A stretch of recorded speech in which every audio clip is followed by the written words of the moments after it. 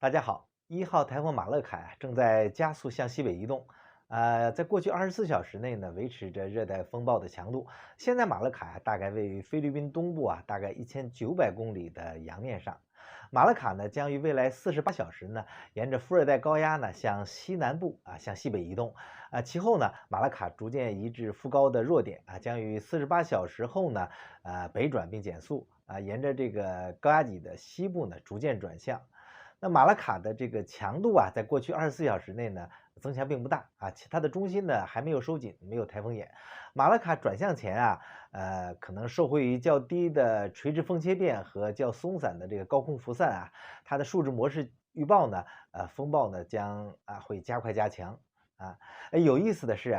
菲律宾以东不远的这个热带扰动94W 呢，已经增强为热带低气压03W。在下午8点的时候呢，03W 呢位于这个菲律宾达沃市东北大概420公里的这个洋面上。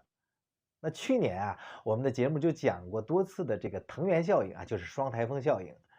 所谓藤原效应呢，就是指两个距离不远的这个水漩涡或者大气漩涡因为涡旋质量和相对位置的不同呢，而相互影响的这么状态。那双台风效应呢，最早是由日本气象学家呢藤原小平提出的，主要解释呢，当两个热带气旋同时形成并相互靠近的时候产生的这种相互作用因而得名。那这次要发生的是一期超级的藤原效应。那 03W 呢，在吃掉了 96W 之后呢， 03W 呢被夹于北方的这个偏东气流以及南方的这个偏西气流之后呢，将于未来48小时后呢移动变缓。那 03W 呢和台风马勒卡会彼此靠近，由于它们的气旋风的环流，它们的中心呢将环绕两个系统之间的一个点来绕圈旋转。那么呢，我们在北半球当然它就是逆时针了。那这两个涡流呢会相互吸引，预料呢到时候 03W 呢会加速东移，最后呢被马勒卡的这个环流吸收并吃掉。这在初夏的太平洋上是很少见到的。即使你在7、8月份的这个台风季盛行季也是很罕见的。那么吃掉 03W 后的这个台风马勒卡并不会消化不良毕竟呢 03W 的规模和能量呢是远小于马勒卡的。马勒卡得到以后呢，进一步加强之后呢，就像我们前面说的，它会稍作盘整，会继续的沿着西北方向的移动到了这个11号就是下周二的时候呢，它开始右转向东北方向移动，远离菲律宾了它最终呢会奔向日本。那由于马勒卡的这个远离大陆它的台风中心呢也比较远，所以呢对我国实际上是没有直接影响的。但是由于合并发展后的台风的环流呢是越来越大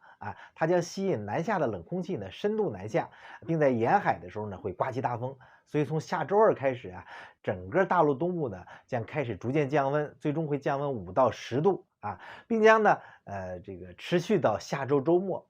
所以呢，大家最近刚刚穿上的，像我这背心或者你们穿着裙子，恐怕又要换下来了。希望大家呢注意这个天气变化及时的增添衣物，在这个特殊阶段呢，千万别感冒发烧。